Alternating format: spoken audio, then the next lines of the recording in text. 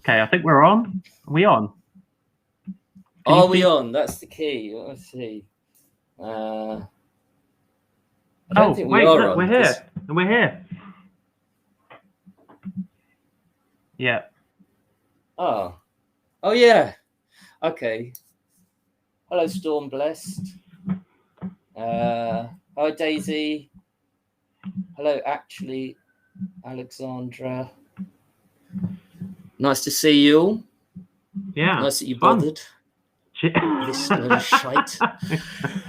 So what we're going to be doing today is recording a normal show as we would do.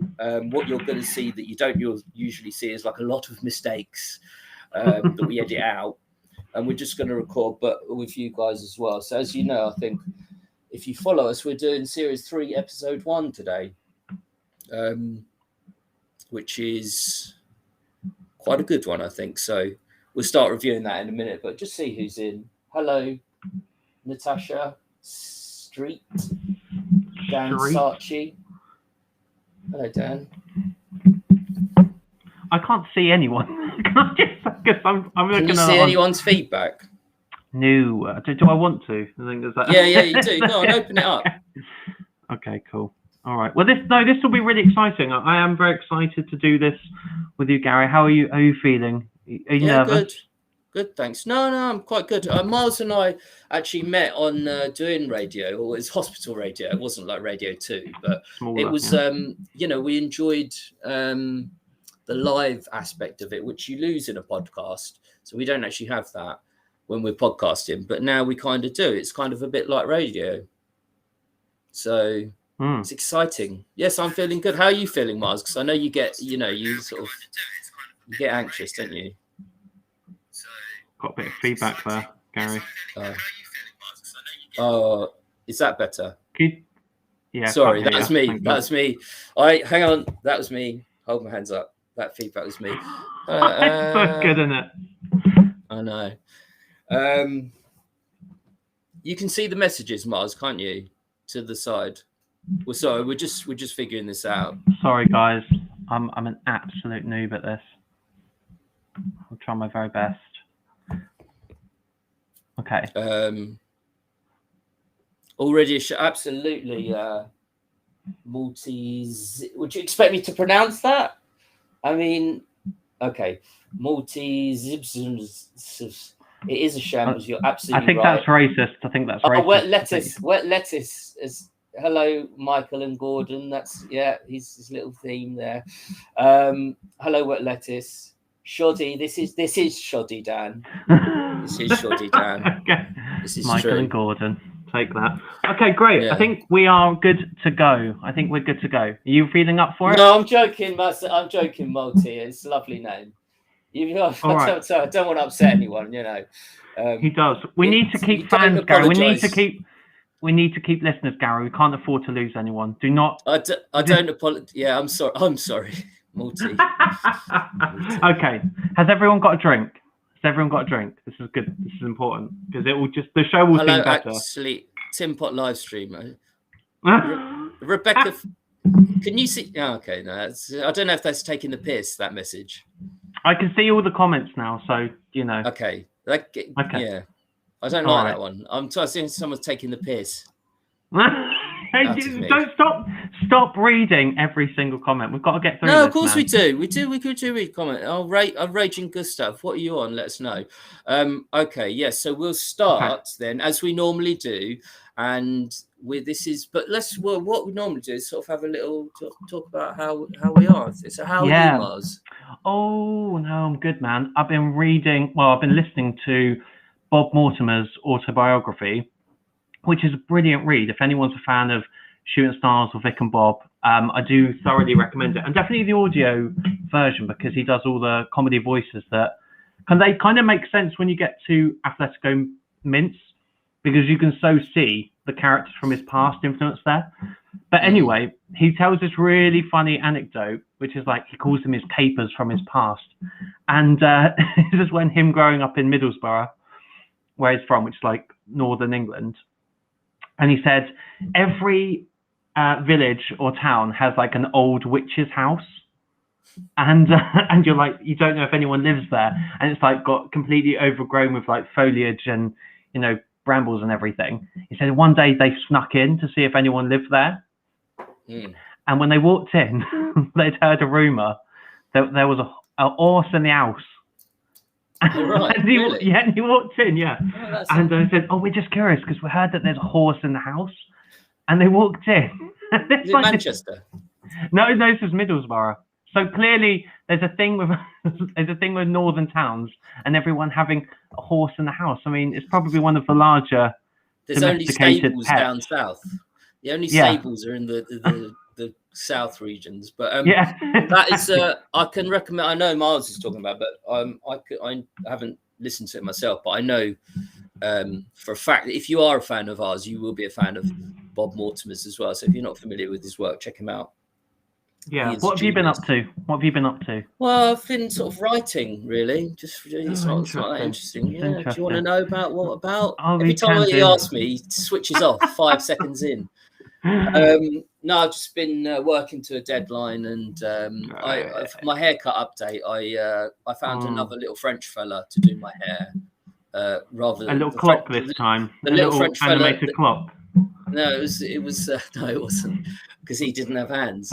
He wasn't French, but he cut my hair instead. So it was looking great. I didn't want anyone to worry about me. And we were just saying before we went on air, we've both actually clipped our nose hair as well. No. Miles clipped his nose hair, and I told him I plucked in between my eyebrows. Yeah.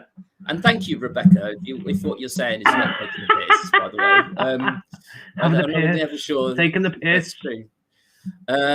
Storm Bless, a little disconcerting that directly under you guys is the infamous tennis ball. I feel like my eyes. Oh, well, that's good that you notice it, because most people don't actually notice that in the artwork. So thank you, Storm Bless. We're changing the artwork actually, but glad to know that someone noticed. That's my idea to put that in. All right. Well, it was a joint effort. Effort in a way. Joint effort. Anyway, so shall we get on with the show? Sure, get on. That's what the audience are here for, Mars. But like what the episode we're reviewing. Okay. Oh, okay. Hang on. Sorry, Rebecca. Let me just read. Oh, seriously, I've listened to a few of your podcasts and I really enjoyed them. Great to see. It's fun, isn't it? Watching the man read comments. I'm watching you. But no, that's what we do. That's what we do on a live stream. Hi, Joseph Green. Yeah, exactly. Yeah, you're right. Okay, right. So we're going to start now. So Mars, as we do, Mars always gives a little introduction. They've been getting a bit longer, a bit too long, I think, my opinion. But he just sort of summarizes the episode. So he's going to do that now for you. So go ahead, Mars. Thanks very much. This week we discussed Series 3, Episode 1. This was originally broadcast on the 1st of November, 2003. Gary, what were you doing on 1st of November, 2003? I would have been Birmingham, mate, on the 12th floor. Oh, of what? Of a building? Student accommodation.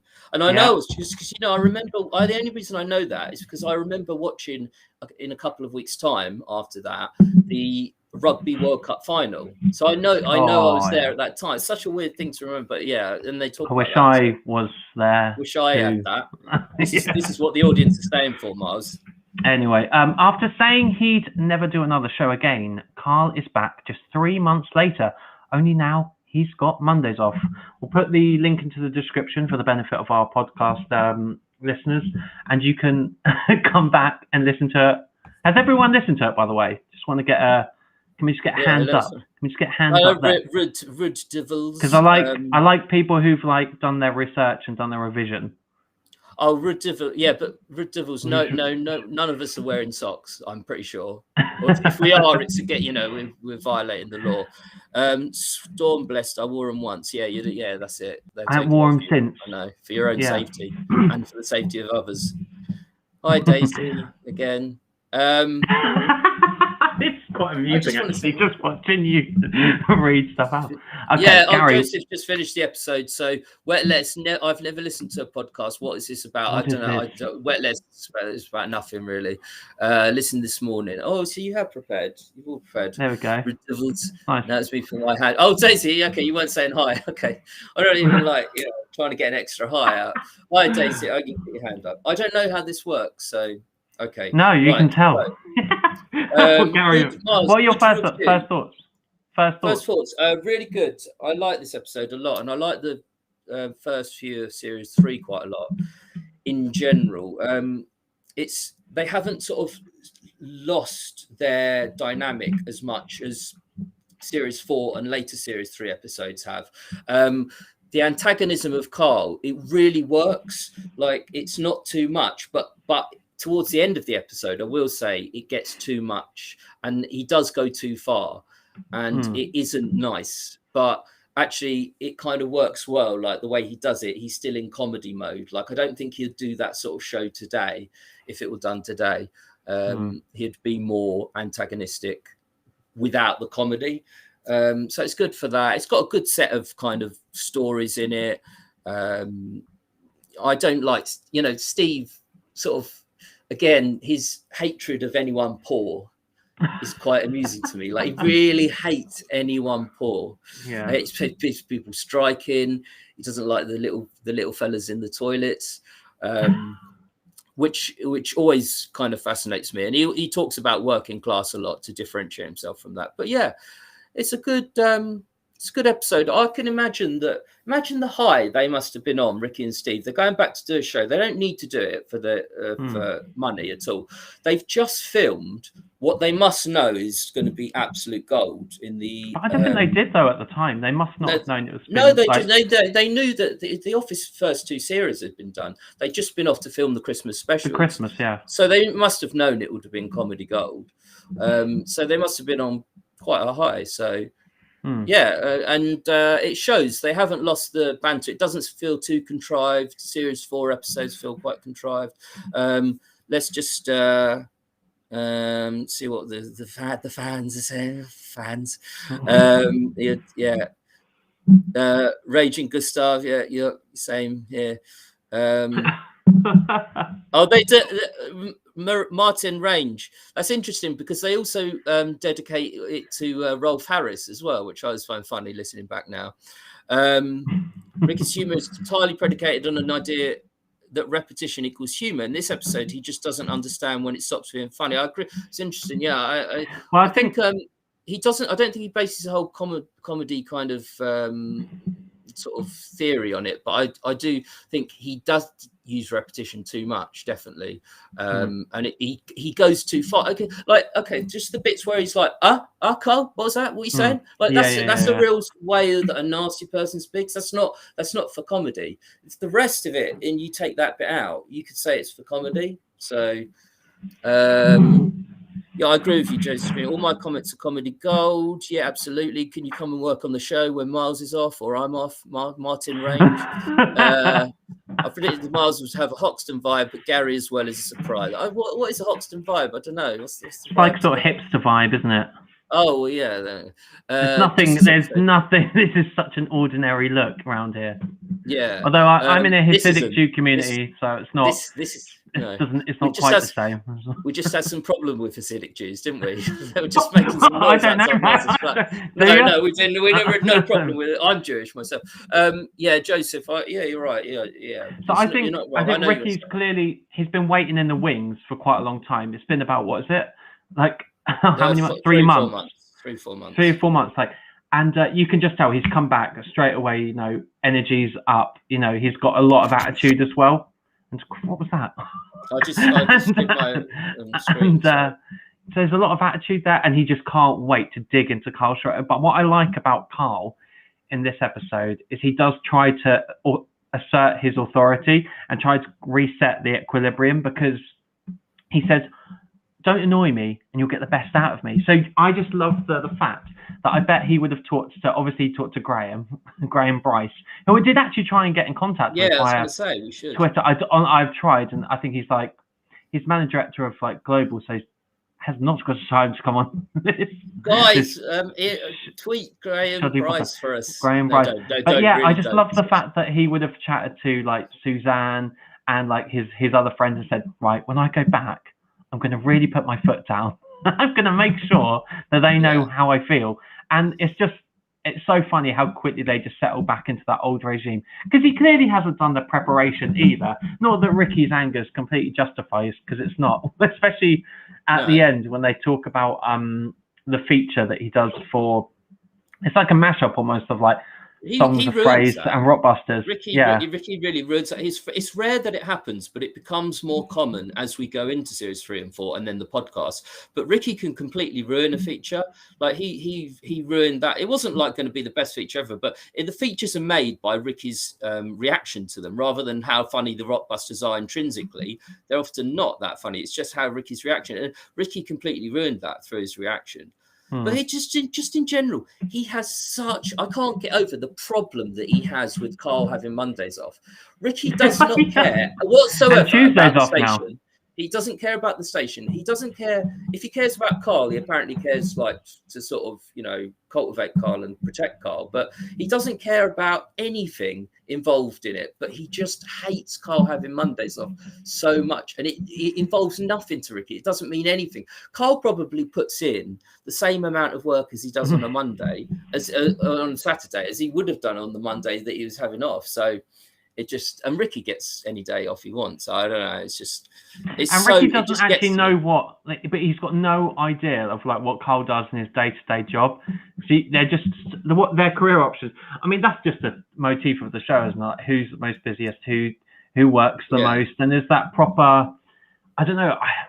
I do understand it though, because that does become part of your life actually. Like who's the busiest?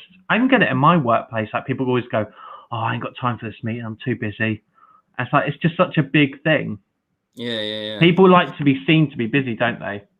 And it's like more of a cultural trend that you can't actually be lazy or you can't like just sit still and do nothing. Like, and Ricky he has done a lot though. To be fair, like.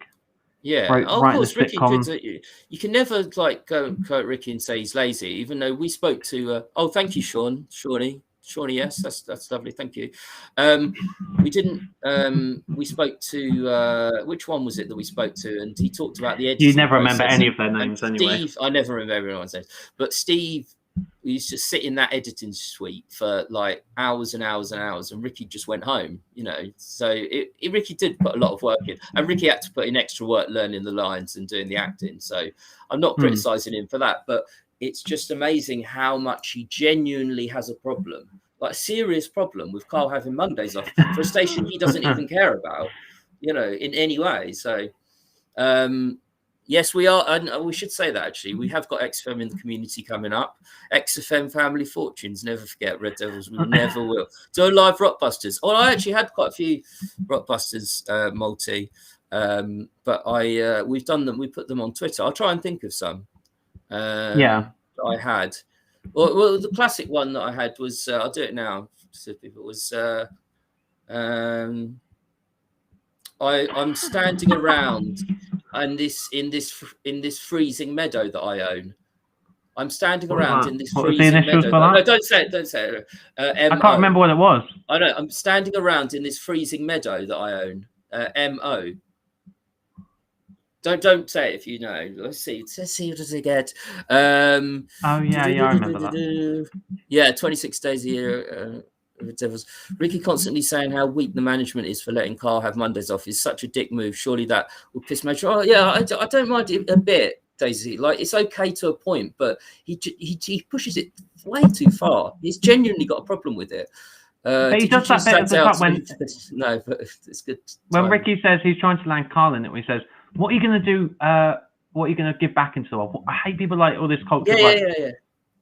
What are you going to give back? I hate people who don't. And he's kind of like been like that in his career. Like he's sort of like that with actors and things when he presents award shows. But Karl's done nothing. As Steve says, it's one of the world's lesser crimes. Karl's being a little bald man twat. I don't think Karl's out of order for getting the extra day off. His priority seems to be with Suzanne, which I think is really sweet. It's a lovely way to put it, Joe Screen. It's true.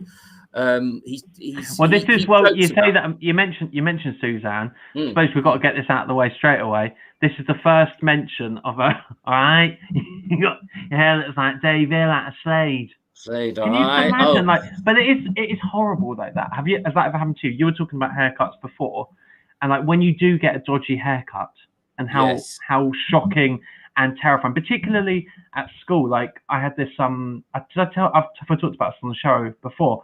I can't remember, but there was a bloke down our way, down the road. Was he on a bridge? He wasn't on a bridge. He owned a corner shop, right?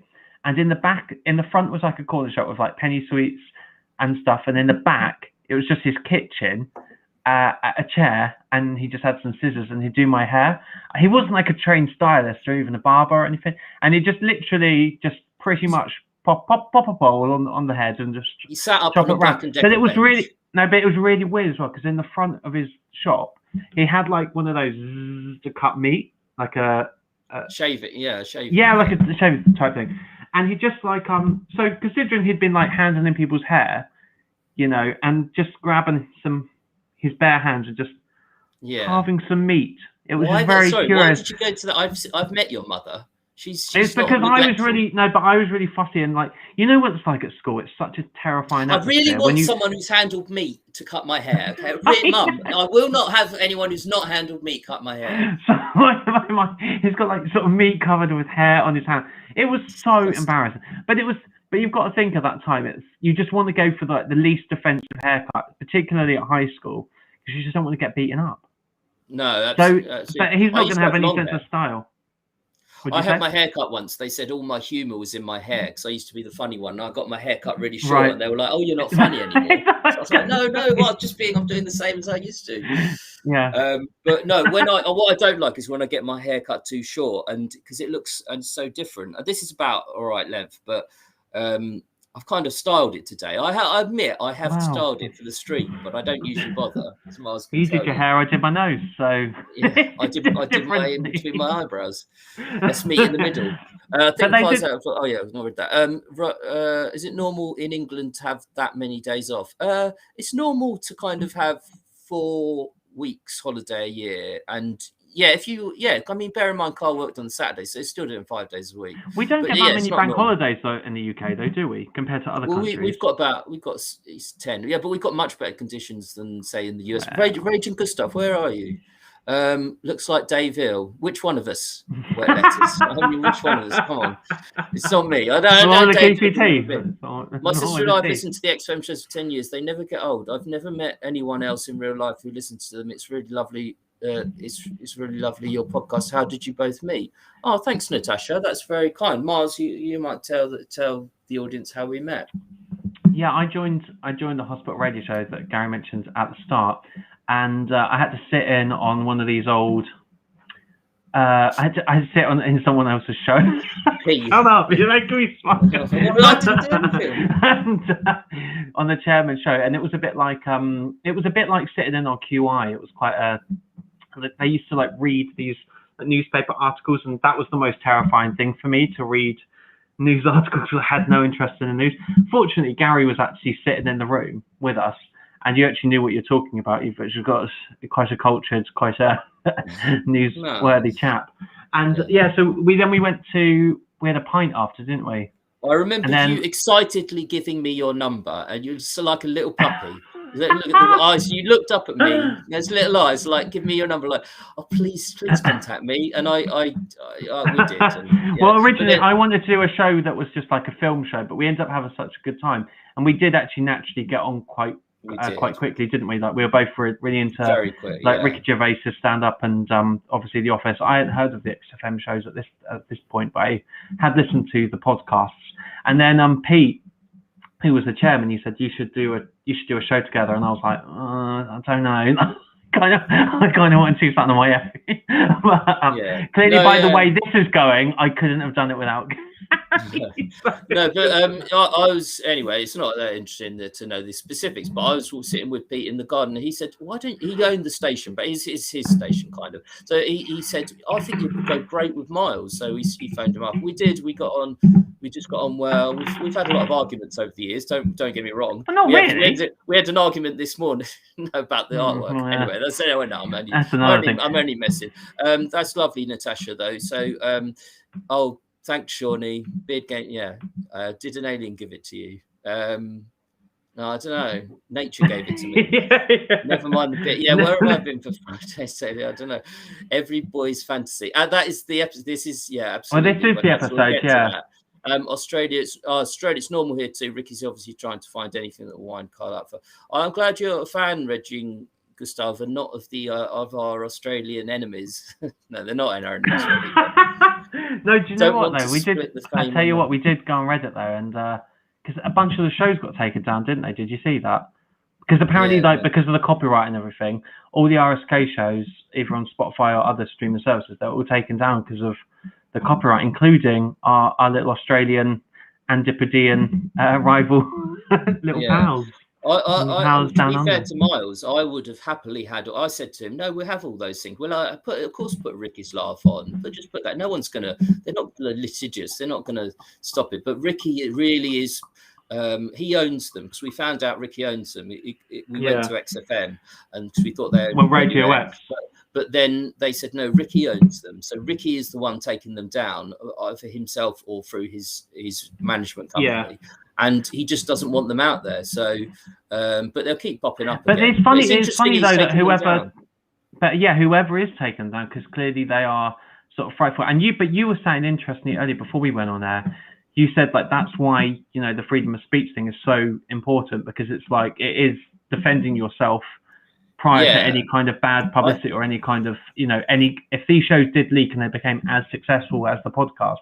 I mean, they do kind of have a lot to answer for. I can separate them personally, and we've said this before, but you're just like clearly there is they're waiting in the wings, aren't they, these shows, I think. I was just saying that because we were just discussing it before, and I think that one of the reasons Ricky has gone so hardline with the freedom of speech stuff, one of the reasons over the years, is because he knows that these shows at some point will surface, especially particularly since cancel culture. And I'm not saying they should cancel him now necessarily. I'm not saying that, because we love the shows. He does go too far sometimes, but we can, as you say, Mars, separate it. But he's gone so hard on freedom of speech so that it's like a preemptive defense for himself if they ever surface, because some of the lines there would get him get anyone else cancelled these days, but because he's a freedom of speech guy, it's kind of like his audience, the audience that he's built would never leave him. They'd only harden around him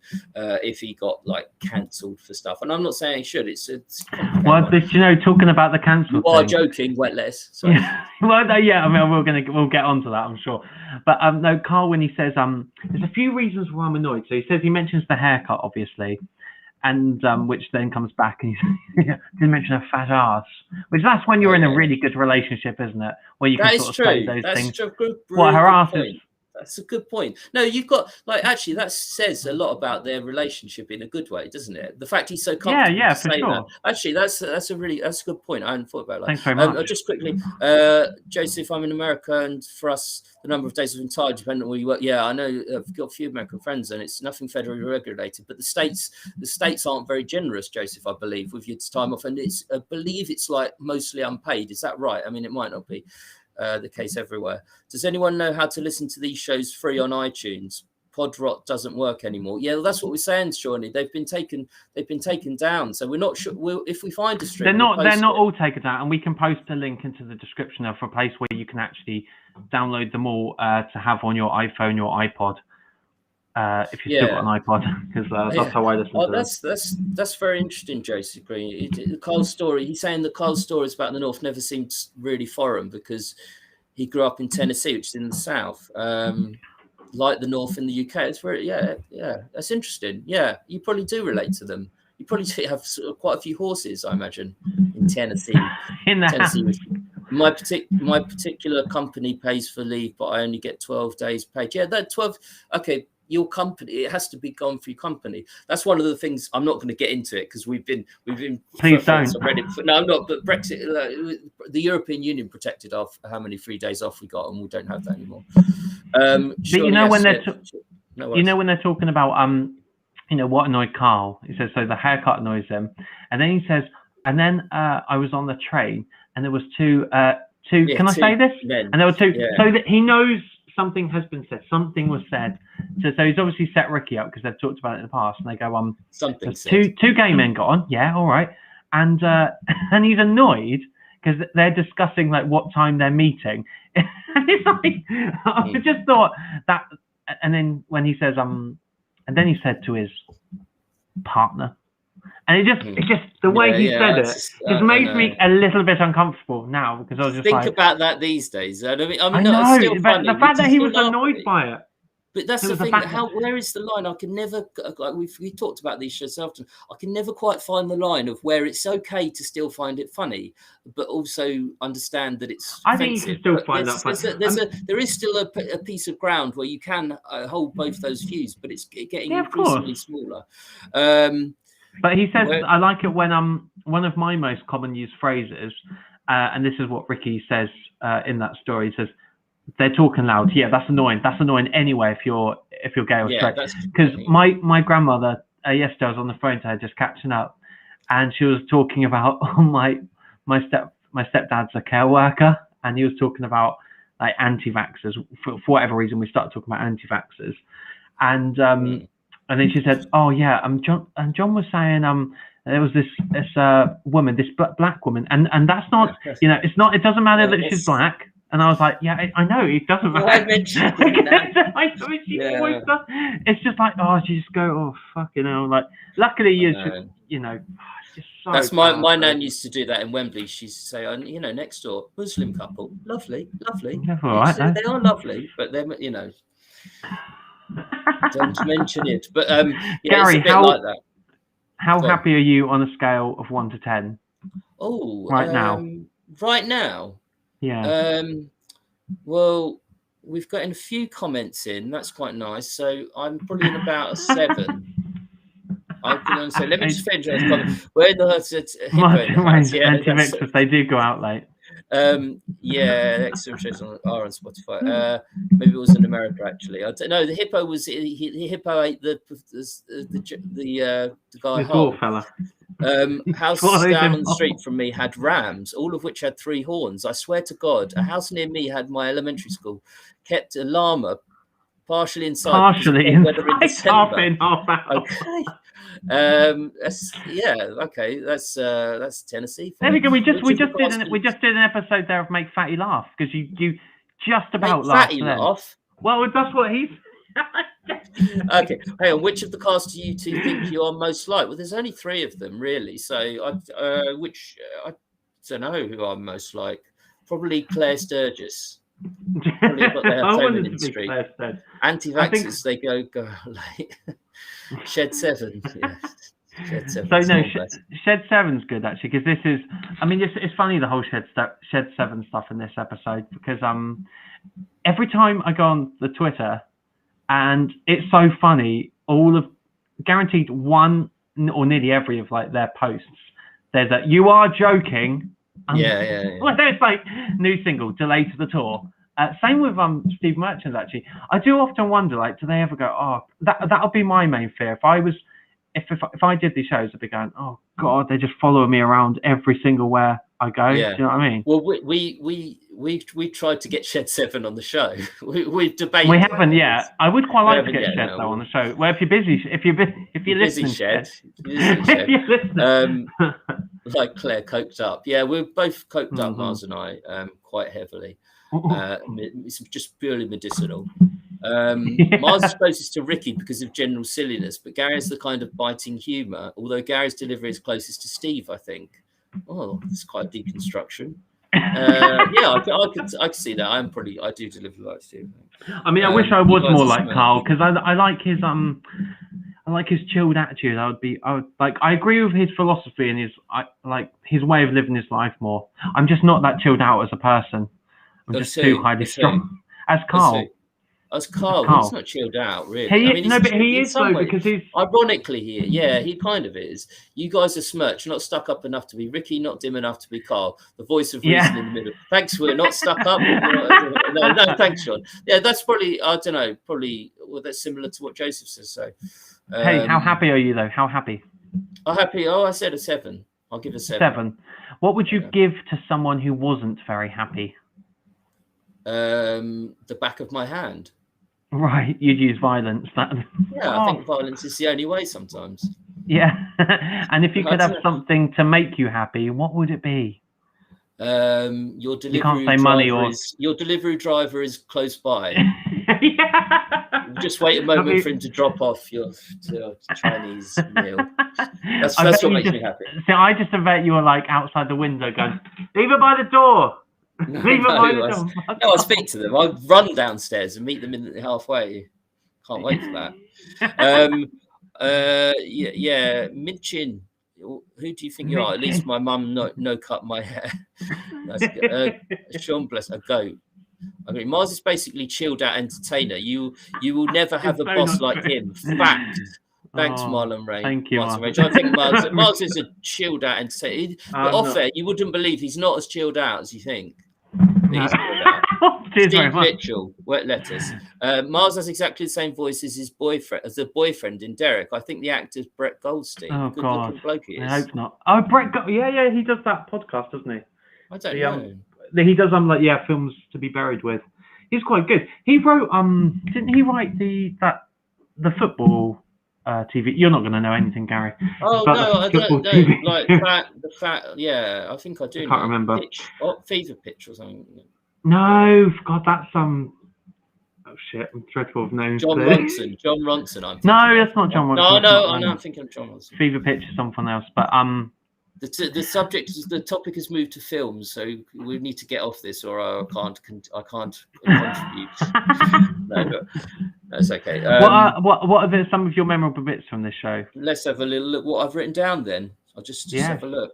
Chinese people not age as well. I like it when he refers to them as it.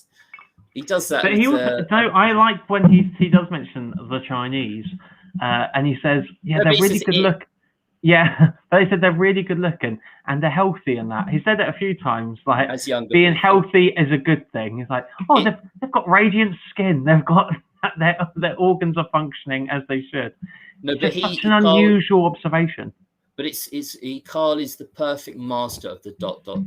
Like it's really important in comedy. It's such an important part of comedy. Just some silence, and then he adds. He just always leaves the right amount of time. So as good as you can be, as the younger people, he sort of just adds that bit of time. But they do talk about it a lot. I think Steve, again, as I said, he really has a problem with poor people, which is kind of it's funny to me. But it's like, again, it shows his not necessarily best side as well. Ted Lasso, thank you, Daisy Harvey. That's it. Sorry. No, don't go ahead. I'll insert you. Yeah, it's Shed 7.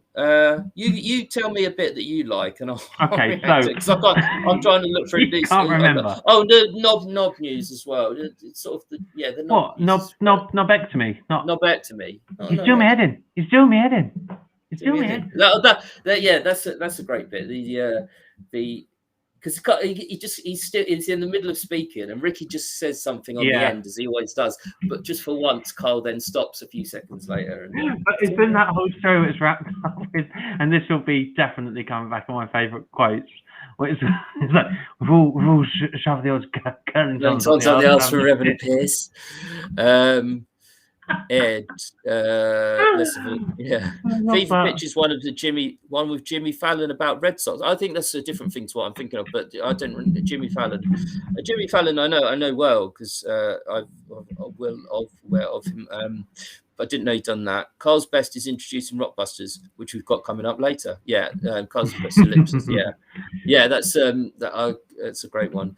Wet lettuce. You're taking the piss. You have to take him the piss. Wet lettuce. So maybe he needs a piss. You better not shoot off. If you go, then what we've got nothing. Almost every time Steve tweets these days, someone always replies with an XFM quote. He was recently talking about doing audiobooks, and the very first comment, money for old rope. It's amazing. Yeah, and Ewan, what's your observation about whether he engages with those tweets? I don't think he engages with them at all, really. No, but he doesn't. He ignores those days. Yeah, but he doesn't tweet that much. And can you? He's not going to remember half the shit that he says on that show. We must be the absolute pain in his side for his constant reminding of you know, what he said 20 years ago, considering this wasn't even there. Like, I think because Steve did obviously want a career on radio, so you would kind of hope he does remember some of this. I mean, hopefully we do get him on, so please do help us, everyone. do give it to. But I like it at the end when he goes. I thought so. Yeah. Speaking to Joe Cornish and taken aback by how tall he was. And he says, "Well, I walk around with Steve Merchant." And is it actually a disability to be a tall? I think. I would agree with, like, it is a disability. And if I was to go on Citizens Advice Bureau, would it say being tall is a disability? No, I don't think it's registered disability. But by the way, Ewan, that's interesting. I thought so. I thought as much. He doesn't engage with the tweets. I think it is. You know, I always like the story of Ricky. He's laughing, can't get through it, like telling the story of a little pub they go to in Soho where Steve has to back down. Oh God, I always imagine just Ricky laughing at that. Well, I think it is a disability. There are cars that Steve can't.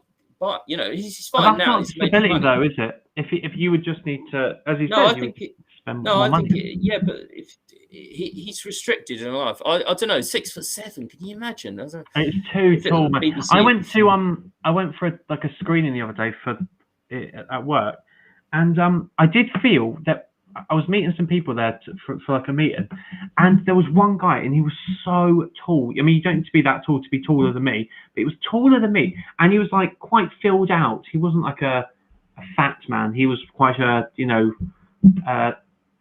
just quite a average sized build guy. But I was so, not only were we just talking about like business, whatever, but I was just so intimidated by him. I'm so small. Anyway, I'm rubbish. And I'm just sitting there. I'm just like, yes.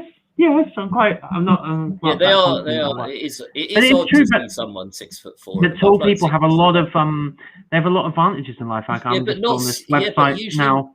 Sorry, usually they're like tall people like Peter Jones. Like they can hold it well. He looks like Peter Jones, this guy. So skinny.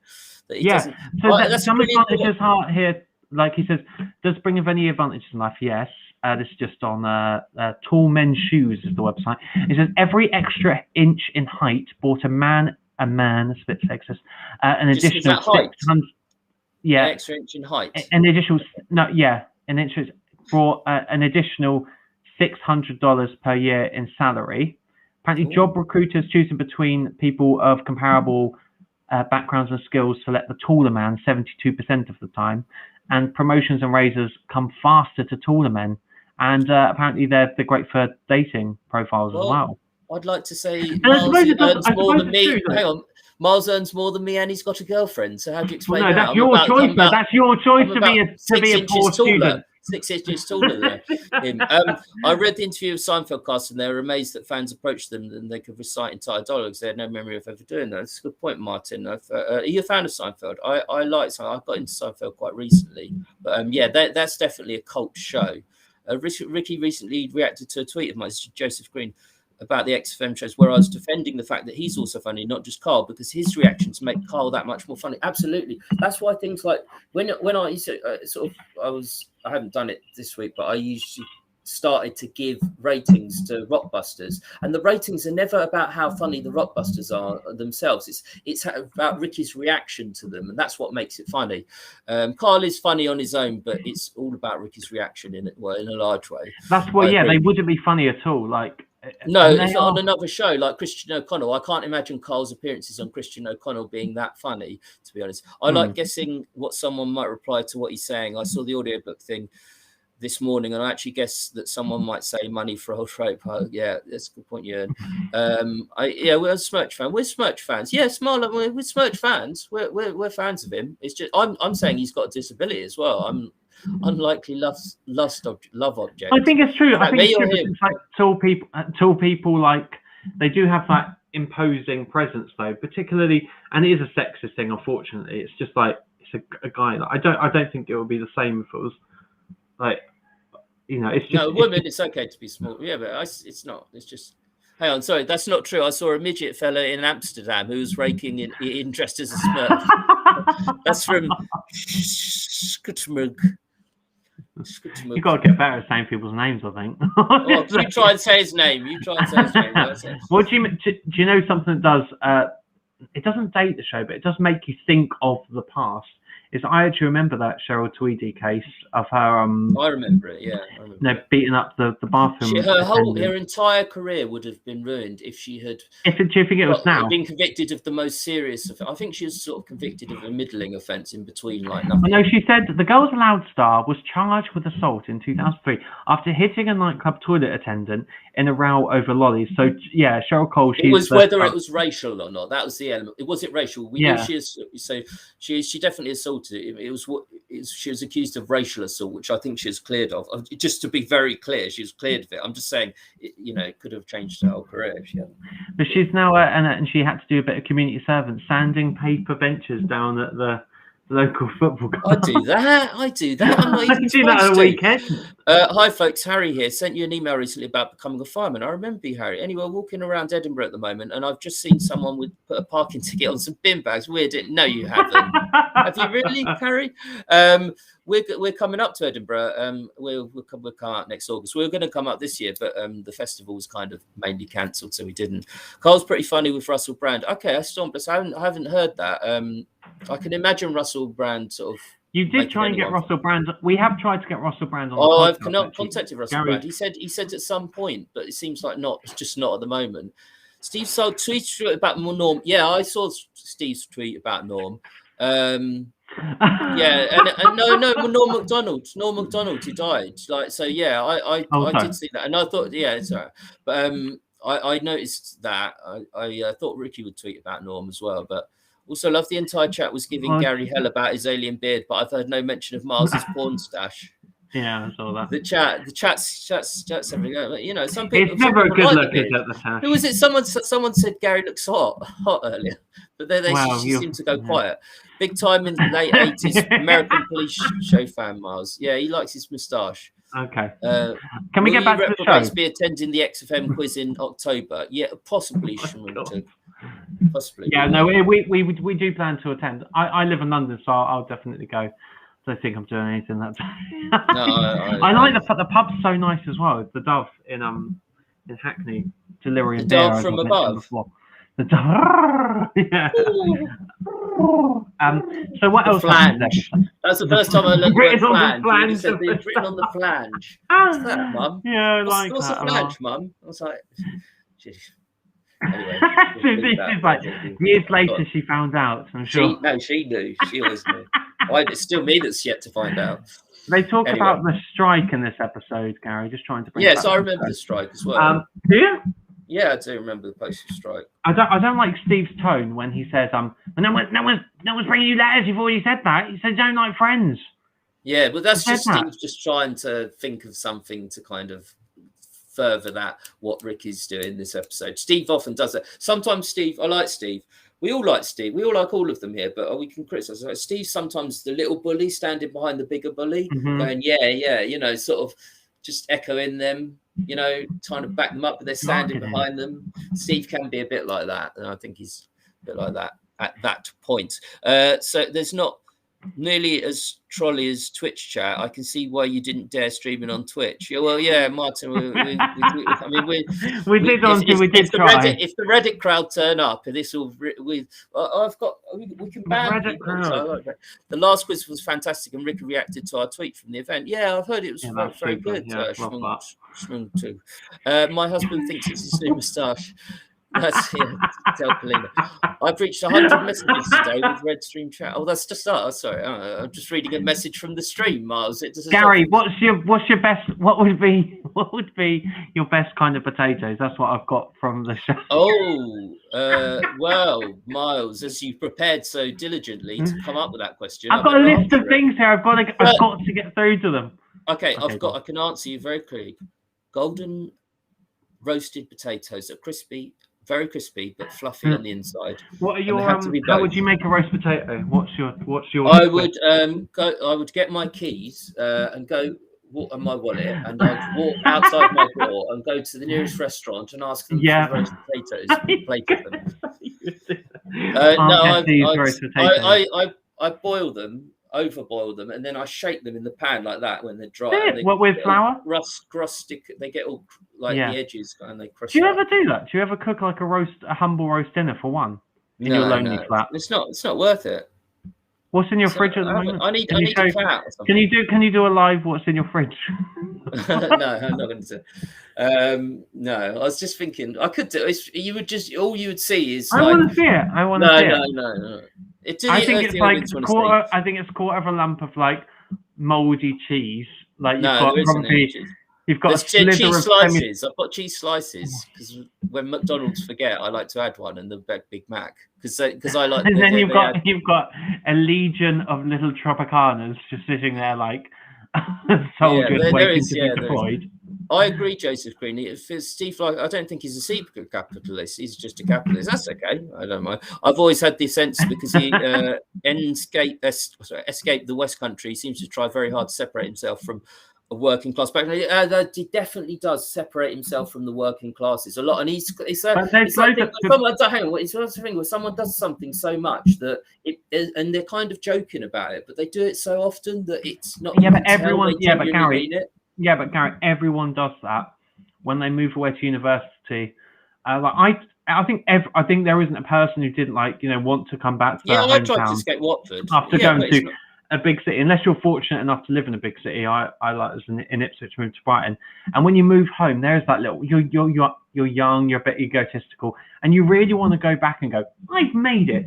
I'm a proper person. I've got a career and a degree, and I'm intelligent. And I have views and opinions. No, I think it was important to me though, because I was like, I think it was after years of being like repressed, where if you grew up in like a small town, you want to like explore yourself and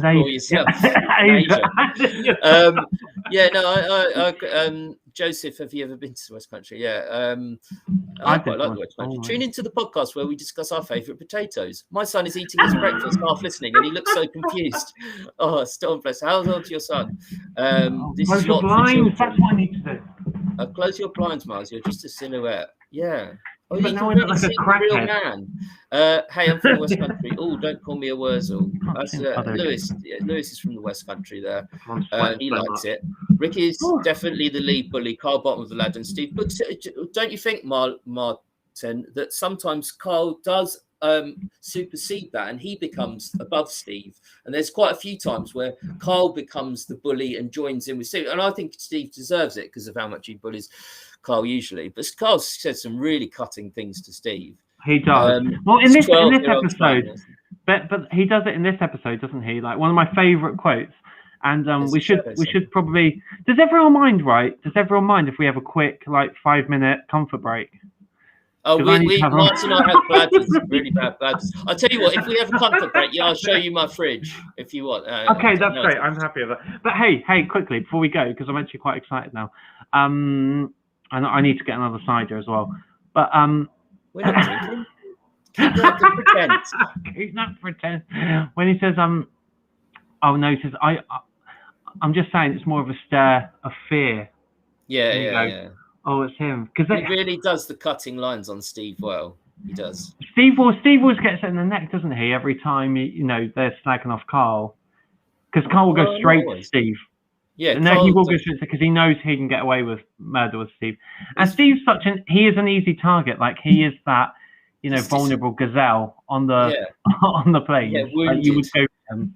Yeah, exactly. But Karl's takedowns of Steve are much funnier than Steve's takedowns of Karl. Steve just says stuff like in this episode, like, "Oh, because you don't have friends," because you said, he just sort of no. He does, but Karl does it in a very subtle, clever way. I think Steve is a very funny person, but Karl is funnier. I just think just deep down because of how he takes down Steve, and Steve doesn't do it in as funny a way. There's a shadow somewhere better than me. Absolutely. Thank you, Raging Gustav. I know. Look like Scar. My girlfriend's in the room at present, and she's editing, so they need to stay off. I guess what I mean by this is that Americans know celebrity Gary, we are just reading comments now. We've got a show but that's to what do, they mate. want. That's what we do on this. So it's okay. I guess that what it means is American No Celebrity can never really espouse capitalism without getting cancelled. Not saying that's right or wrong, but definitely the case. I'm not. Yeah, we'll debate that another day, Joseph. Light goes on. Light needs to go on to Miles too. We know. We said that. We've done that. There's too much light on me. I'm from Swindon. Karl knows exactly what buttons to press. Steve tries, but Karl doesn't have the buttons. Good. That's a good way of putting it. So hey, what can we do? What can we do to wrap up this little part? Because I think we've just about reviewed the episode. Yeah, we got there. Well, I mean, I like. I do like this week's Monkey News. It's one of my favourites, just for that line at the end. Yeah, that's how they notice it's getting for a lot of bananas. That is one of my favourites. Like, it's just such a. What's Carl, your favourite, you could just tell. Monkey News? I just like it because Carl's just so fed up at that point. He's just like, oh, it's been tough. I just think there's a sense that he wasn't just. He could have done with another 3 months off, I think, at this point. And I do feel for him because I after listening to this episode this morning and when I was making my notes and everything, I stayed and I listened to the next one, and we'll talk about this next week or whenever we record next, because I think we were doing stuff. Yeah, we're doing one. But but the tone in the shift in tone is so remarkably different in the next one, because like they seem to be then back on board. And Steve mentions it in this episode, doesn't he? He says, you don't understand this, listeners. Yeah, I understand. I have to be the intermediary. Yeah. I can't say that word. So I have to literally hold these two off because Karl's going to explode, and I can so imagine that, and I do feel for him. I do imagine that. But anyway, guys, I'm gonna go for a. I'm gonna use the restroom. Well, I'm all right, so I might stay. I'll stay here. You're gonna stay. You go. You can go. chat to people. I'll be back in a bit. Ciao. Okay. Oh, guys, what do we want to say about Miles so he gets back and reads some real bad things about him? What can we say? I'm from Swindon. Yeah. Thanks, Sug, for letting us know. Do you like it in Swindon? Yeah, Karl knows exactly what comes from. Yeah, good point, Martin. What are you guys thinking of this live stream so far? I mean, this is obviously the first time we've done it, so it's kind of, we weren't sure about the technology and everything and whether it would work on the live stream. I hope it's coming across okay. Gary's stand-up was great on Patreon. Oh, thanks, Daisy. I really appreciate it. It's very kind of you. Yeah. I have got some more, but I might not. I don't know if I'm where I'm going to post it yet, or I'm entering competitions and things. But thank you. Actually, that's a good, like, Daisy saw my stand-up on Patreon. So you join us on Patreon. Oh God, I don't have the link. We're supposed to have the link. I don't know technology. So if you can find us on Patreon, it's called His Little Legs. We're on Patreon as well. So thank you, Daisy. Glad you enjoyed it. It's a really fun idea. Enjoying it. Oh, that's good. Thanks. That's Storm Blessed and Simon Colnut. Thank you. I think live is better in general. Yeah, good point, Marlon. You know, there's more tension. You know, with presenting it live, because it's like, oh, you got to get it right first time. Really good. Will there be another live? Yeah, Natasha, we're planning to do more of these. Maybe not everyone, but maybe once a month. Lighting is annoying. Yeah, is my lighting okay? Someone. Johnny Depp's thinking about shooting off. Yeah, Johnny, he'll love that. No, I'm not even gonna. I'm gonna delete that comment because he'll never stop thinking about that or quoting it. I love this. Honestly, what a great show and format. Thank you, Joseph. Though. I heard my name. What was it? Was it a bad comment? Photography. No, I tried to. I'd asked them what they wanted to slag you off with, but no one slagged you off so far. So hey, let me put a link into the Patreon because I heard you guys talking about that. Yeah, I did so. Enjoying. Yeah, but you didn't post the link, though, did you? I didn't have the link. No, we should have it. At the time? Frey Bentos. Live should have rubbish production. Yeah, exactly. Yeah. I'm sorry, guys. I'm sorry. No, we haven't got rubbish. He's not saying we've got rubbish production. He's just saying live is I'm reading a comment out. I'm not saying. Chill out. Yes, and Mars is supposed to be the techie one. he is supposed to be the techie one, and I'm supposed to be the very backwards one. I am backwards when it comes to technology. I've been listening and commenting while on a 7K run. 7K run. Oh, well done, Joseph. I haven't been on a run for since I was like on school sports day. Could watch testing in production on Twitch and ask about lighting. You get a 2-hour answer. Yeah, I'm sorry. Well, we're not. Yeah, we don't think we'll go on Twitch. Steve is clutching at straws, whereas Karl is always so confident with his comebacks towards Steve. And right, not just confident, Riddles, but he clever.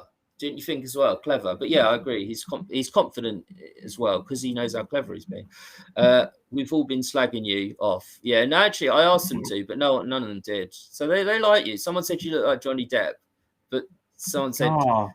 So he compared you to Johnny Depp. I told you you'll never stop talking about that. So this way Mars can edit it later to make himself seem more intelligent, witty.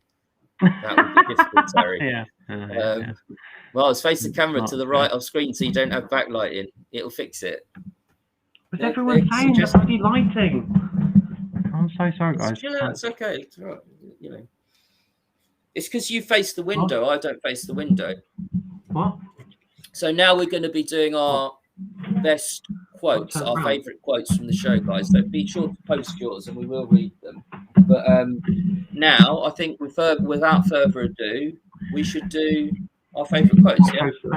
Hang on, wait a minute. My girlfriend's trying to work something out. Okay. I will hold the fort. Will. But we're going to this is shambles. Absolute shambles. My favourite bit of the show. And yes, someone said earlier about XFM in the community. Like we're doing that, and we are going to be doing that. Secret window era Johnny Depp. Yeah. Well, the murdering chap. God, he does look like Secret Window Johnny Depp. I of course don't understand that reference. Okay, that's better. Very good. Oh, you can see you now. Hey, okay, cool. Now I look like the fuzzy one. No one's bothered about whether they can see me. Girlfriend's just sorted that out. Oh, that's nice of her. She just still hates you. You'll be in the river later in the Thames with this like bin bag. Have you got my drink? Where's my lemonade? Have we got any lemonade? Mars wants lemonade. Mars wants lemonade, everyone. I'm so fucking hot in this room. It's so unbearable. It is hot. It's here. It's hot here as well. Okay, favourite quotes. Are you ready? Yeah, I'm ready. We always thought about putting a. Gary, can you do a little introduction for the podcast version of this, please? So you just all you say is nah. You talking to me? You're just in the middle of this. Okay. No, all you need to do is say. I know and now it's time for our favourite quotes. And welcome to our favourite quotes, everyone, with Terry Wogan. Like that. And Terry Wogan. Yeah. Lovely Tezza. She's going on holiday. Having a wonderful time. Okay, cool. So here we go. My first one. Shall I go first? Yeah, go on. Cool. Swear. It's not radio show. It's Helen. Yeah, it's like Vietnam. In fact, she's bought some blinds. That's one of the classics. Yeah, that's good. And that's like it seems like that's. I've often wondered, is that set up or not? Because it's such a perfect line that Karl comes up with there, but I don't think it's set up like they. No, I don't think it is. Because so witty and sharp. Where Ricky says what's been going on, and he says other things. So it's like he. I don't think it was set up. It's just a great line. I love it. Destroy the man. Joseph Green, great one. I'm coming up to that. Everyone loves that one, don't they? So my next one is this is in the voice of Ross McWhirter as impersonated by Ricky Trace. Wow, until recently, the oldest person in the world was. I love when he. I just like Ricky's. Norris. Yeah, just Ricky's like impressions, and it's the same actually with Bob Mortimer. Like as we said before, with like Atletico Mints. You don't even need to know all these faces. I just like the funny voices. I'm just a massive juvenile at heart, and I love comedy voices. It really does it for me. Ricky puts on voices very well. Do you know how he died? No, Ross McWhirter. Yeah. Ross McWhorter. I don't know if it's Ross or Norris. One of them. He's murdered by the IRA. Anyway, that's happy for a podcast. He's murdered by the IRA. Anyway, back on with favourite quotes. God, so hard. Let's see. That's it. I said no. That was the same. Are you looking at your phone? I said no. That was the same. Yeah. Okay, my next one is Steve, Karl. It's a questionnaire about happiness. Karl. Oh yeah. Oh yeah. That's one. I've got one of my favourite quotes. Is just yeah. As if it's like Marmite. Yeah, I love. He doesn't like having his head squoze. It's like Marmite. Squoze. I mean, it's squoze isn't a word though, is it? We'll just go with that. I think it's slang. Yeah, it's slang. Excellent. Okay, my next one is what's the point of that? Done it once. He does it all the time. Yeah, he's probably about 37, which I like because I can relate to that because I am actually that age. Are you? Relate to that, I am. This isn't radio, Sean. You're absolutely right. Let me just. That's my. Okay. Absolute favorite quote from this episode from Ricky. Just takes, destroyed a man. Yeah, I think that's coming up a lot. Yeah, no, Ricky uses his classic mumbling American accent. Anything he does. Yeah, good way of describing it. This isn't radio. Absolutely sponsored by Lemonade. No, cider, I think. Destroyed a man. Yeah, I had nothing to do with fixing the lighting. Raging Gustav. Did you help with that? Okay. Wow, she sounds as long suffering as Suzanne. Yeah, she is really, isn't? I won't say her name. Yeah, but anyway, move on. We won't mention a fat ass either. We won't mention that. I had Mondays and Tuesdays off before Duncan got involved. Yeah, that's great. I got that one. Was it Ross or Norris? I don't know which one, Red Devils, but look it up. One of them was murdered by the IRA. What? Is that true? Yeah, that's true. Honestly, he's my red bomb. I'll look at that person. Okay, all right. Yeah. Next one. Okay, my next quote is "You are joking."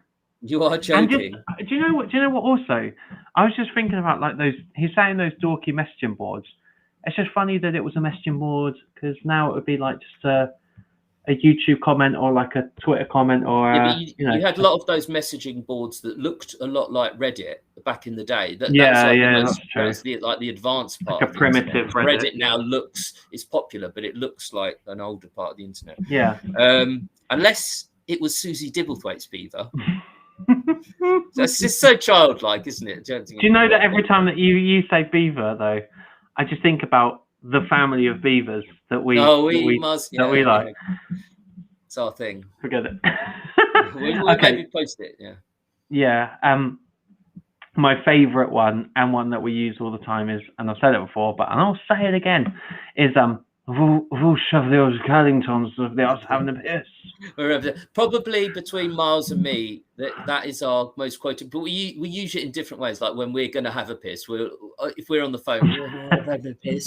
It's just you have to stumble over some words. It doesn't matter what words. You can actually say any word. Do you know? That's what you talking about that. My mum actually finds it quite disgusting that I actually carry on the conversation. I do. I've sat down on the toilet and urinated when I've been on the phone to someone. That's so disgusting. Oh gosh. Yeah, squoze is a word when I play Scrabble. Well, probably use that. That's squoze as well. Ross. Okay, Ross. Apparently, we have news. Simon Colnut. It was Ross that was murdered by the IRA. Happy. Wow. I hope you're enjoying the podcast. Jesse Araji. Oh, hello, Jesse. I recognise your name on Discord. You should talk like that more when it's both cool and sexy. Yeah, that's good. Over to you, Gary. My next one was takes, destroyed a man, but that's come up. So, and then I had. You know what? Can I controversial opinion? Don't like that. Don't like that quote at all. What quote? Which one? Takes, destroyed a man. Oh, I love it. It's brilliant. I think. Why do you like that? Guys in chat, do you like that comment? Takes, destroyed a man. And do you think we should? They're all going to say that. Intro, like the Twitter thing on the phone. Do you like it, or maybe they don't like it? But I think I love it because it's just he does that stupid American accent. Like it's like that's why it's funny. About a 4. Yeah. That's my next one. Okay, my next one is Well, you wish you had the hair of a Chinaman. Now you've got no hair. You're a little bald mank with your mouth open. Yeah. I like that. Shut up from Karl before the song is great. Yeah, because it's so it's so meaningful. Like he genuinely means it. Like shut up. You got to take your phone into the loo, though. What if you get stuck inside and have to broadcast live to the world in 20 minutes? Well, you might find out if you keep tuning in. The Red Devils. Oh, Miles, you posted a link. Well done. Yes, great comment. Great quote. Jesse Raju, Red Devil. Great quote. Storm Blessed. Raging Gustav, great quote. More range. You know, I can't use any of this in the edit. Uses chat to abuse Mars. I don't use chat to abuse Mars. I'm bigging him up here. I told him he looked like Johnny Depp when he wouldn't have seen that otherwise. As a murderer. The best quote on the show, Joseph Green. Ricky was attempting a Staten Island accent there, didn't land. Joseph, my next one is American accents. So I don't know yet because I haven't thought about it because I've got this to sort out, haven't I? Yeah.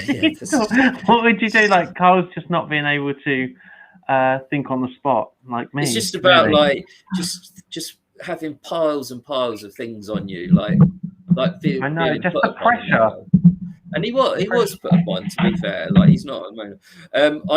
My last one was about a 4. This one is on about a 3. I love those two. Both those, those delivered. And my last one was I'm just saying it's more of a stare of fear. Then you go, oh, it's him. Anyway, those are my favourite quotes. Anyway. I think we've heard yours. I haven't finished. Oh, you've not finished. Okay, go on then. Right, I know I'm in a guest window, so Miles actually he loves being in this position. Like he controls this window, like he's logged in as the main person because he's recording it. He could delete my window right now.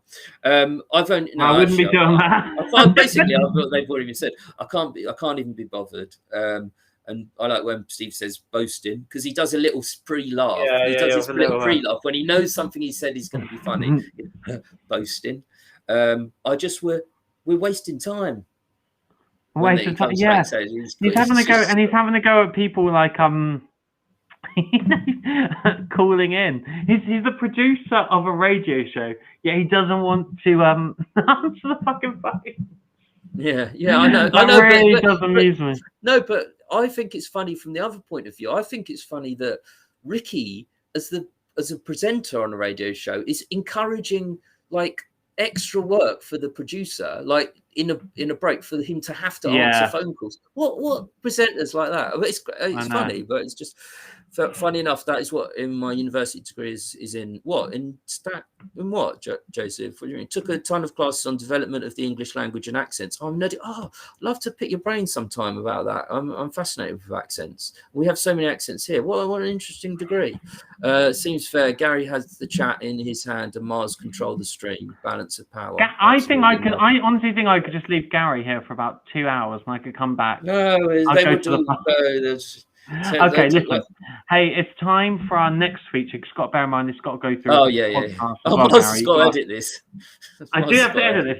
Something has to happen. Also, when you make Gary, sorry, just a little on-air thing. Before you read a comment, can you say people's names? I do say people's names. Oh, no. I say, they know. I say it in between the comment or at the end. Okay, here we go. Next one. Thanks for that. No, we never argue, though. That's the most important thing. Never argue. Best of mates. XFM in the community. This is where we read your feedback out on air. And we've received the community. And we've received a lot of it in the last few weeks. This is from Rob Banks. And Rob Banks is actually in Milan at the moment. He can't join us today. So I hope he's having an absolutely wonderful time. I would like to go to Milan. I'd like to go to anywhere. Yeah, it's a bit showy for me. I don't think I'd get on. You'd have to. When was the last time you left you left the county? I don't know. Yeah. Anyway, he said, "Hey guys." He says, "Hey guys, just listen to your last show. I think one of my favourite Series 2 episodes is when Karl is off ill and they spend the episode trying to call him. This is when we asked for everyone's favourite." Sorry, can I just put in there? Because I would not do this normally, but Daisy says you've got to leave early. Enjoyed the show. Looking forward to another live. We'll catch up on the end of the podcast. Thanks so much, Daisy. I just wanted to say goodbye. Thank you for listening. Sorry, go on, Mars. You carry on where you were. Thanks very much. So he says, I love how Karl can revolutionise and completely steal the show in just a 2-minute call. Great show. I'm looking forward to series 3. But no, that is a really good point actually, because yeah, he does. You realise that's such a big part of it, and it's funny that Ricky can then have a go the whole of series 3 and say, what have you got? What have you got? Because we haven't got anything. It's like there's so much responsibility on his shoulders. He always, even when he's not there. No, yeah, absolutely. Yeah, it's a very good point. Joseph, a ton of that is tied to the UK, honestly, a whole lot of it. Yeah, the accent stuff. So it's interesting. Yeah, we got so many accents for such a relatively small island. There aren't, to me, there doesn't seem to be as many in America. I don't know what you think about that. Going to be paying to edit, poor fella here. It's like Jesse. He does it every week. To be fair to Mars, he does it. You've just got to slow down. When you read out a comment, just slow it down, just so I can edit a bit better. Oh, you're thinking of the editing. Don't give me the pie thing. I don't want it, Jenny. No, okay. I'm not being too quick. I just want to get through it because you're saying, I need to get. You're not going to edit it. Raging anyway. Gustav, did all the feedback come up as suspected spam? Yours did, I think. No. So Steve Weller, who also can't make it today. So I hope you enjoyed the podcast of this version in its shortened version. Love the interview with Tom. It's always so nice to find out there are other RSK fans out around who enjoy the insane drivel as much as we do. I've been on holiday the last 2 weeks, so not caught up with your latest shows yet. As you know, my house is a no Trout zone. I can't blame you. I'm back to work now and waiting for a long drive so I can listen to both episodes in peace. And he's just found out that he's got to attend some family nonsense now, so he won't be able to join us. But thank you so much, Steve, and for your continued support on Patreon. Thank you. And we've now got a couple of slightly longer emails, so bear with me as I try to read these out live without making any grammatical errors. Just breathe deeply. Tripping all over my words. Breathe slowly. Breathe deeply. Read slowly. All right. Okay. Cool. So this is from Meave Newman. Don't fuck up. I'm joking, sorry. Go on. I just wanted to let you know that I've really enjoyed listening to your podcast. I've been listening to the XFM show for about 4 years now and have only just discovered your podcast and ended up listening to it within all about 2 weeks. 2 weeks? That's crazy. Wow. I'm 21 and therefore don't really have anyone to talk about the XFM shows with. I'm also from Ireland, so the trio aren't as big here as I'd assume they'd be in England. When I started listening to the show, I never thought there would be such a devoted fan base all those years later, as the show first aired only a year after I was born. Oh my God, can you imagine? Anyway, just wanted to say it's really refreshing to hear people talk about, to hear people who are just as much as obsessed with the show as I am. It's nice to know that there are still people out there who drink milk out of saucers, and a few of them are with us right now who are live commenting as we are. They are. Joseph's backing you up, but I'll read out your comment about the accents, but he says, I love how you can tell how worried Mars is about the quality of editing in the way that he's similar to Karl. That's a compliment to you. And it talks about accent. There's many accents in the spread over words. So I'm not sure there are some, but there might be. But yeah, Joseph said we have less accents apart from micro accents. But yeah. Interesting, but possibly not good. I mean, for Mars's editing purposes, you really cut that bit out. Honestly, a lot of this is going my head. No, but yes, that's a lovely comment. What was her name? Meave. Meave, yeah. Meave, lovely. Thank you so much, and I hope you enjoy the rest of the shows. Absolutely. This one's from John Price, long-time listener, first-time emailer. Started listening to your pod in the first lockdown, and I wanted to say thank you for all the content. It's like a jazz podcast, freeform. It's so lovely listening to some people who share my affection or obsession for a tin pot radio show from 20 years ago. Radio program. I've never actually met anyone who listens to the shows, and the few times anyone has ever overheard me or see me what I'm listening to, I've actually had trouble explaining what it is, as it is pretty weird. You both have a genuine likability, and your affection for the XFM shows is really infectious, so thank you again. I'm on my second time around through your catalogue, and it's a really great soundtrack whilst I work, so that's good in a way. That's a really lovely comment. Thank you. Don't think our fans hoover. Yeah, I started listening to the XFM shows in 2013-14 after being well versed in the podcasts and all the other material. Oddly, I remember the fact that I stumbled across a random episode on YouTube, possibly the high 40s in series 2, and was simultaneously confused by and hooked on the absolute shite I was hearing. Went back and worked my way through from the beginning, and the rest, as they say, is history. Last paragraph. There really is nothing quite like it. It's like listening to a conversation between old friends, and it's really got me through some rough times. As been said by many other listeners, it's like a slice of home. And if I'm ever feeling anxious or overwhelmed with life, an hour or so with the RSK lads never fails to help. I wonder if I'm in the minority amongst the fandom, as I find the horribly uncomfortable moments laugh out loud hilarious. Anytime Steve sounds genuinely upset, Ricky's aggressive dickhead at Karl's Rockbusters mistakes, or for that matter, anytime he gets particularly vicious, especially Karl loses his mind and screaming, "I hate him!" as the record fades. Anyways, I'm going to wrap it up as I'm bored of typing to you now, mate. Thanks for the podcast. Thank you so much, John. Great email. Thank you, John. Yeah, lovely.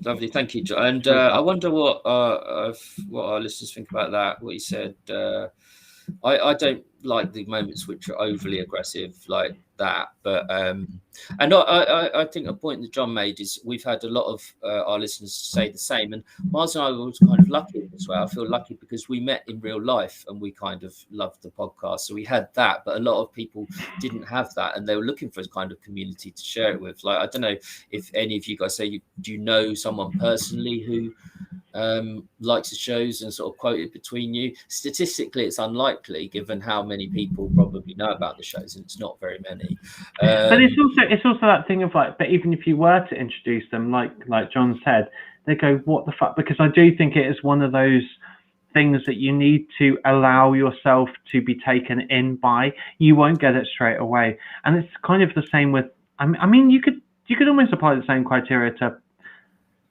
There's a lot of TV shows where you need to sort of stick with it for the first like 10 episodes to really appreciate it. I think, I got into like grab you straight away. Yeah. But like, to be fair to them, they're not writing a narrative where they like you are gonna, like, I just stumbled upon some monkey news. Just like that was the first thing ever, like about 12 years ago, 11 years ago, whatever. And that was, as John wrote, it confuses you.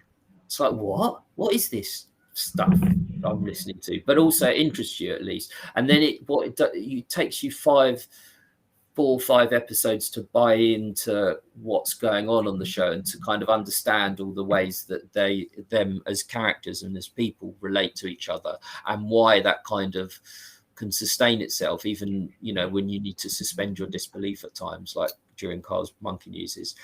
But it's interesting how the dynamic works, but it definitely takes some time for you to bed in and buy into what's going on, what you're listening to, what the fuck is this? Like, but that's why it's so good as well.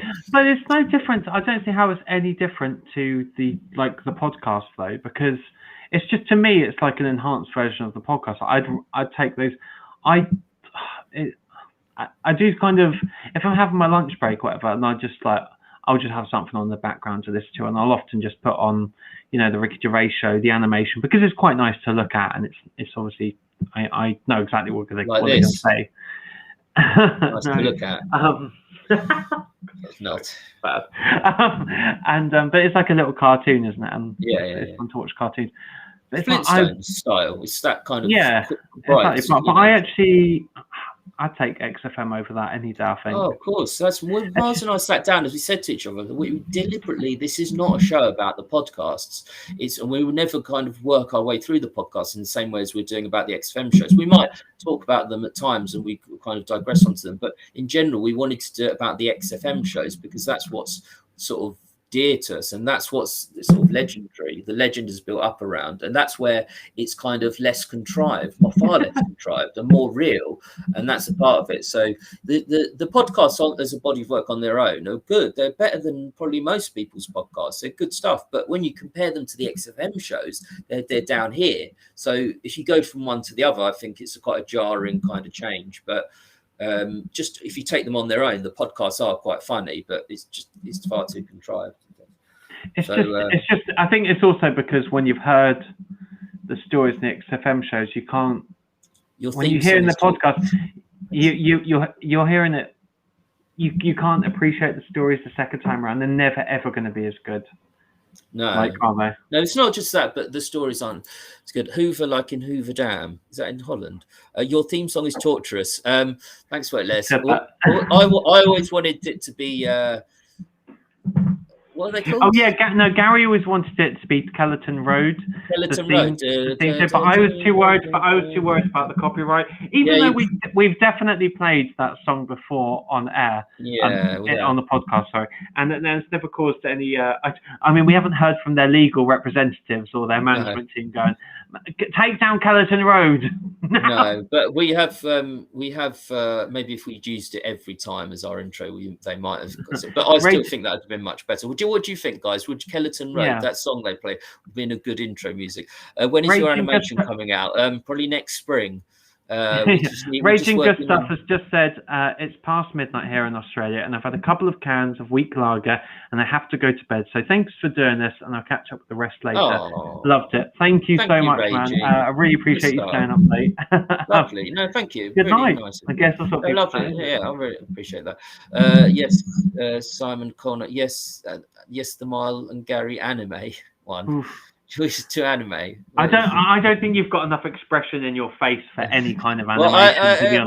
Apparently, I've got dead shark eyes. Miles always. You do have dead shark eyes. Like if he's describing me to a friend as dead shark eyes, I don't know if that's true, but I can smell a haddock in the water from like 2 miles off. Struggling haddock, just bleeding a bit. Struggling haddock. You should use Tapao, Bridge of Spies, for the intro. I like that theme song. The pain it causes me provides that I exist, proves that I exist. Oh, that's quite. I mean, I actually like the song because it's. I like it. Well, it's from An Idiot Abroad. You got the correlation. You got the pie. You got the. Don't do the pie thing, we started, and probably the first 10, 15 episodes, 20 episodes was the. Just for no reason, but I don't know why we did that. But anyway, Gary, that would be a nightmare for Miles. I don't care. I'm not bothered, but I don't think he'd want it. So, hey, Gary, it's time for us to move on to our last feature of the day before we wrap up this live show, which I've actually really enjoyed doing this. I've enjoyed. Can I just say one thing? I did go out with. Yep, you can absolutely say that. If you guys have any, so basically. I'm standing out here in my freezing meadow that I own. M.O. No one's got it. Anyone got it? I'll send you a mouse mat, a piece of foam. I will to get it. Piece of foam. Okay, cool. Go on. So what are you doing this feature, and then I'll give the answer. What am I putting in for my song? That's what you're asking me, basically. Okay. Yeah, I'm trying to. Well, I've been listening to. I'll do the start of it for you.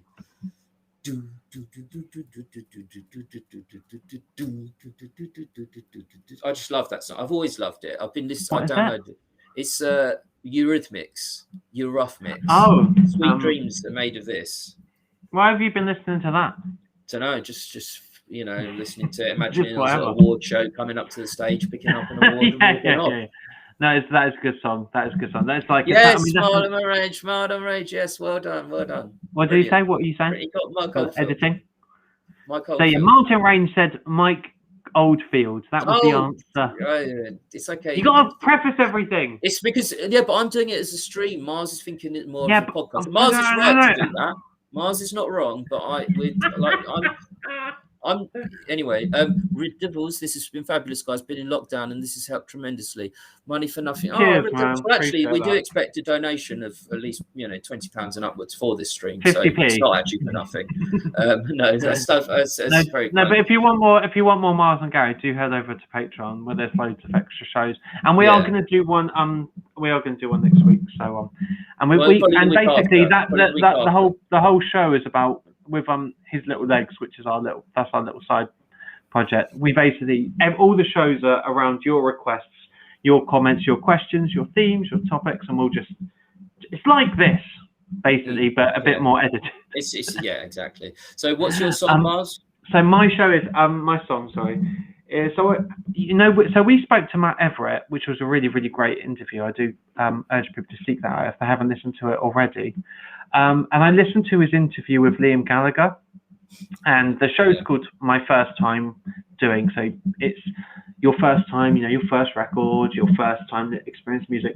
And his first record was the Stone Roses. So my song is going to be I Want to Be Adored. And I just like the way that Liam described the song and the band. He said, this was a band that sang about things that I that were meaningful to me, and they looked like me and my friends. And aside from that, I've never been a huge Stone Roses fan, but I have been starting to get into their music, and they're quite I think it was trippy, around the same time as it's quite trippy, like the same time as like the Hacienda and stuff, when you got like Primal Scream and stuff like knocking around, and Happy Mondays and that sort of psychedelia, and they definitely come off the back of that, and it's quite weird, but this is one of their more like commercial songs. Yeah, but it's just so great, and also I'm a big fan. Oh, it's great. I mean, also if you listen to or you watch This Is England, there's got it's one of my favourite shows. Yeah. Sorry, Joseph Green Orford's got to go and teach my daughter about Hinduism, apparently, according to the shared curriculum. So this has been awesome. Thanks for the fan encouragement. Well, no worries, Joseph. Thank you. Sean would like to echo the comment about the shows during lockdown. Brilliant. That means more than you probably realise. So thank you. That's absolutely lovely. Thank you, Sean. Thank you, Sean. And Wet Lettuce with the great suggestion. There's always a song for the intro, Horny. As in, I'm horny, actually. I'm horny. Because we are very horny, we're not like that. Anyway, man, this has been. Does anyone else? Before we wrap up, Gareth, because I'm bored of talking to you, mate. Oh, he's done it again. That line again. Anyway, brilliant. Pure talent that is when he just says that line. Be lucky if we get anything out of this. Thank you. Is that what she said? Yes, I don't know. No. Thank you, everyone. Joseph, Shawnee, Wet Lettuce, Devils, Daisy, Martin. Thank you, Martin Range. I've never, I haven't seen an email from you. No, I'm not criticising. I just that's the first time I saw your name. So thank you. That's very kind of you. I know who you are because you made some very interesting comments. I do remember, I think now. Raging Gustav, Simon Colnut. That's probably okay. It. We're just waffling now. There may be, sorry, I'll just Jesse Araju and Daisy, and there will be others if I've missed you. Sorry, but thank you. That was our live show, and Jesse, thank you. Got him. There you go. We're good at notes to end on. Thank you. Thank you so much for listening and watching. It's been a pleasure, and I've really enjoyed this. Actually, I've enjoyed having a few drinks with you. We're going to do it more regularly, aren't we? We're going to do it probably once a month. Yeah, well, I think we can do it. I think we could do it once a month, and but let's see how this one edits. Well, yeah, I'll wait. Do nothing. Magically happen. What are you doing I give opinions no one asked for here and at work. Yeah, but those are the most interesting ones, Martin. The ones hey, Gary, what are you doing? What are you doing for the rest of your day? Well, Simon's asked when the in-person meetup is. I'm not sure, Simon, but we'll try something either late in the year or early. What we're trying to do, Simon, is Gary's got a very packed. I guess we've finished the podcast now, so it's kind of FAQ time. September, yeah. So yeah, Gary's really busy at the moment, but in October, I really want to book the same place as the pub quiz was. It'll be really, really nice to do that, and for us to do a live show. and get a few of you down, and we can record that, and then stay on and have some drinks and chat all things RSKXFM. Because I would really like to see that. I mean, because this has been fun, right? I've enjoyed it. Oh, I mean, I'm a little bit out of my comfort zone if I'm honest, because I like things to be quite tightly controlled. See, I'm the opposite, as you know. I know. That's why we get on so well, though, in a way, isn't it? I know. It's sort of like, different. There's no dead wood. No dead wood. Well, but Shorty says, "Thank you, fellas. Great to put faces to names, and I feel like you've known you for all this time. Live show's been brilliant. Oh, cheers, Sean. Thank you so much." And Natasha, brilliant. Thanks for this. Definitely do another live. Thank you, Natasha. Thank you, really Natasha. appreciate it. Red Devil Smile, lovely. It's been great. Thank you so much. We're getting emotional now. I just no. Thank you, guys. It's really is fun. Thank you. I've seen you try to expel human emotion. You're not. I try. Anyway, so what are you? Blood, not tears. What are you doing this weekend? Just working, mate. Do you want a real answer? Why can you never have a more interesting answer than that? Just make something up. Do you want to sit? Okay, well, I'll show you something I might be doing. Okay, please. Oh my God! What is this? There's only 2 boxes on there, but the third I finished. So I've eaten a lot of crisps. How many crisps have you got left? Probably cumulatively about 65 packets, I guess. I'm just guessing. Terrible. That's so bad. Thanks, Martin. Onions is a great tip to show human emotions. Yeah, no, I can show you. Do you think this is a man that doesn't cook, Martin? Seriously. As a person, I do know onions. I have held an onion and chopped one. As a person who thinks the Office and Oasis represent the peak of Western civilization, I appreciate the Gallagher mention. Oh, look! Hey, Gary, this is me. The thing. Hang on, read what Louis wrote. I just read it. That's me. Hey, that's exactly. Look what Liam's just said on today's episode of Hoarders in the UK. Oh, correct. I've been saying this for weeks, by the way. You've got to sort that out. Anyway, Gary, have you seen that Oasis documentary is coming out? The Nebworth. It's got 5-star or 4-star reviews on The Guardian. I saw most recently. Well, for me, it'll be. I mean, it's going to be a 5-star in my opinion. But there's many. Are you excited? A lot of people aren't. Oh yeah. I've seen 23rd of September. So I want to see it again. Yeah. I'm not going to go to the cinema and watch it because it'll be rowdy for me. I like more sedate. So I'll just get my laptop out, get some crisps, and eat crisps and watch it, stream it somewhere. Louis, that's absolutely you are me. I feel exactly the same. You are me. It's right. Okay, so thanks, guys. We will see you again soon with the podcast, and we'll also see you with another live stream probably in October. It's been a pleasure, everyone. Thank you so much. Anyone else got anything to ask? He loves this. You genuinely love this, don't you? Well, I like quite interacting with the guys. It's cool because we always miss this doing radio. We had one interactor, which was your dad. My dad, but he doesn't listen to this. Not interested. No. Either of you pooping down to Hugh Faye's some pooping for some bread and potato. No, I've got my bread. I've stocked up on bread, and I've got potatoes in form of crisps. Ridicules. Cheers, guys. Thank you, Stormbless. Oh, Stormbless. Well, I forgot to name you. Great. All right. Okay. Well, let's call it a day, everyone. Enjoy your weekends. Lovely to see, and thank you all so much for commenting. Really appreciate it. This is wonderful. And we'll be in touch soon. Now, thank you. We'll see you soon. Ciao, ciao. Bye. Ciao, ciao. Bye.